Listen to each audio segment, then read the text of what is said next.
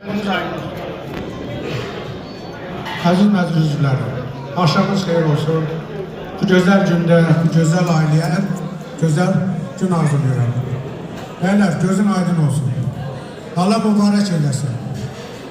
O sənin gül balam. Elə bir həyat yaşasın ki, biz hamımız baxaq onunla fəxr edilir. Öpürəm səni, gözün aydın olsun, gününə də göz aydınlığa verirəm. Sağ ol qadın. Allah xoşbəxt eləsin, Allah yarayandan eləsin. Ay belə, ilk öncə Nərgiz xalanın gözü aydın olsun. Nəvəsinin toyudur, çox mübarək, aydın bayda, xoşbəxt olsun. Uzun ömür, can sağlığı arzulayıram həyatda və ən əsası da ailəsində mehribansınız arzulayıram. Çox sağ olun, Allah xoşbəxt eləsin. Gözünüz aydın olsun, Allah xoşbəxt eləsin, yarayanlardan olsunlar. Bugün elə bir gözəl gündür ki, sabah bundan daha gözəldir. Qurban bayramı hamısının bax mübarək olsun. Qurban bayramlarını təbrik edirəm, burada oturanların, qədir müsəlmanların, Azərbaycanların, Allah hamısının bayramını mübarək olsun. Xoşbəxt olsun, hər iki tərəfə təbrik edirəm. Mübarək olsun, xoşbəxt olsun, yarayanlar olsun.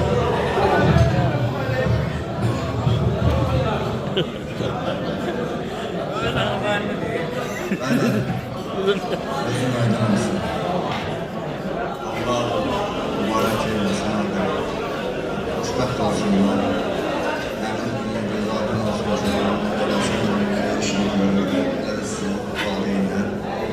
Hamımızı təbrik edirəm.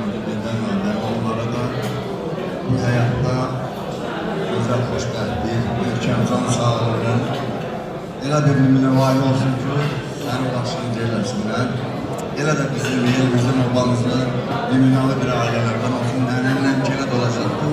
Ailəm çox gözəl olanlar, mərhəmət öz yerində qalacaq, öz yerində böyük, kiçik, sayar, görmək üzrə çox gözəl olanlar. Allah onu xoşbəxt eləsin, Allah canını sağ eləsin. Bundan belə də onun gözəl günlərin xoşbəxtliyi arzulayır. Çox sağ olun.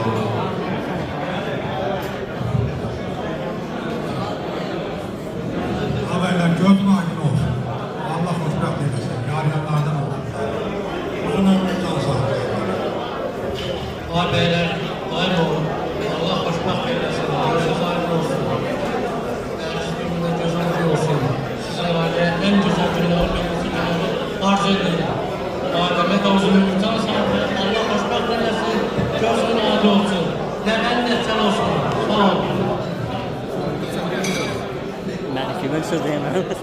Ben çekeceğim, TikTok'ta da yazacağım. Utanma, yok ben söz diyemiyorum.